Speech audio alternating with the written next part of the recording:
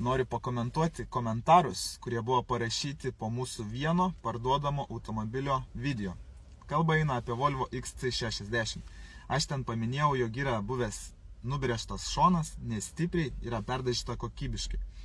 Ten perdažytos 3 detalės, galinė arka šiek tiek glaistuota ir galinės durys.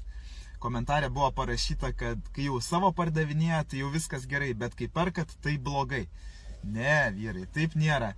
Jūs labai klystat, arba tiesiog iš pavydo bandot kažką čia pašmeišti.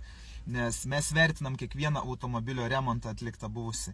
Ir niekada nerizikuotumėm savo geru, sunkiai užsitarnautų vardu dėl kažkokio parduodamo automobilio.